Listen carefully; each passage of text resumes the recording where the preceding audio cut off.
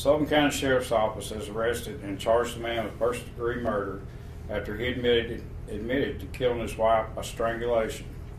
On January 18th at 4:30 p.m., officers responded to 426 West Valley Drive, number 14, lot number 14 in Rock Springs community of Sullivan County. The caller, 30-year-old Randall Neese, stated to dispatch that his wife was dead. Upon arrival to the scene, officers found a woman inside who was deceased, and after speaking with Randall Neese, he advised that it was his wife, 27-year-old Lakeisha Neese.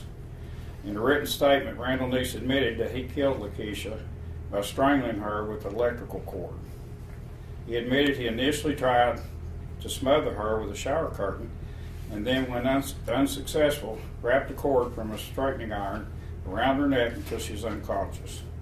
Neese was charged with first-degree murder and is being held at the Sullivan County Correctional Facility on $250,000 bond.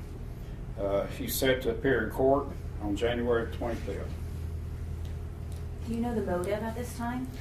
You know, we've got some idea, but we just can't really give you that right now because we want to investigate and make sure we're right on. Does your couple have any children? Well, it one? Yes, one. One child. Was the child home when this occurred? No. Okay. No, he'd taken the child somewhere else. But prior to the... Yeah. Okay. He did. Was there a history of any domestic violence with the couple? Not at this particular lot that they had. It was a trailer for rent.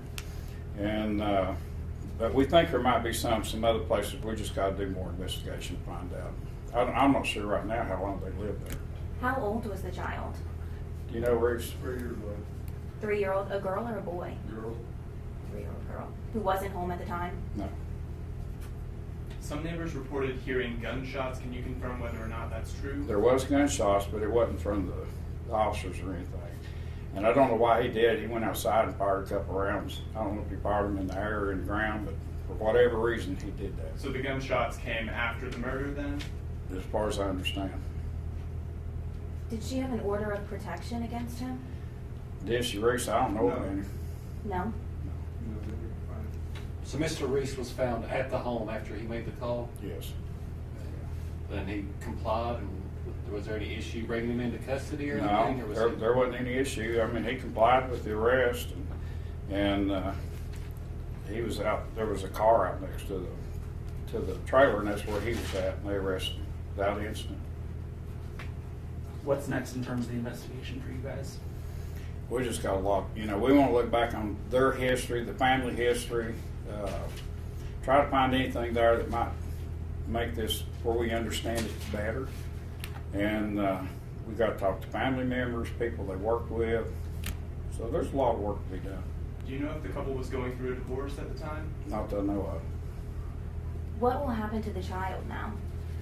I would say either probably turned over to Children's Services or released to one of the family members.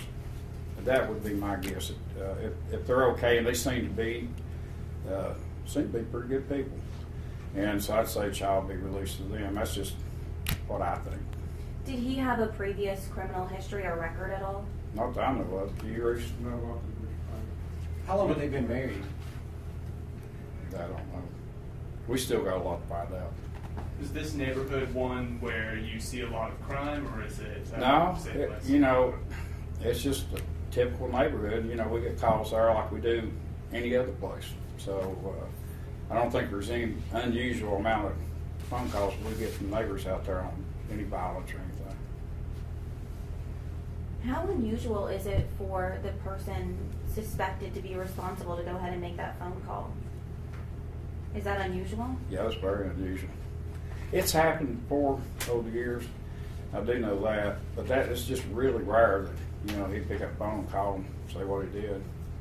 But he probably knew he was going to get called anyway. So Was he forthright in his call? I mean, is that kind of how it went? Yeah. He said, hey, I killed my wife, something to that effect? yes. What happened at that point after that call came in? What was Well, the we sent conversation? officers to the scene, and you never, on something like that, you never know what's going to happen. But we sent them to the scene, and everything worked out fine. But you never know when somebody, even though they call up and admit something like that, you know, they could shoot at officers when you get there, but nothing like that happened. and he didn't resist or anything. They put handcuffs on him, put him in the car, and then the officers were working the scene, and a little while later they brought him up here to the sheriff's office. Have you guys talked to, I mean, I'm sure you have, but talking to family at all and their reactions? They have, and I don't know the reaction on it, but I know that officers or detectives have talked to them, and you know, I'm sure they're saddened by it. They seem like really good people, so I'm sure they're very sad by it. Was he employed? Do you have any idea of that, or is it even pertinent to anything at this Yeah, point? he was. Well, that's not really that pertinent, but I think he was employed at a Jarrow, right behind the credit union over here on 394. What about her? She was employed there I think they were too. both employed there. Okay. Not for sure in that one. Check it.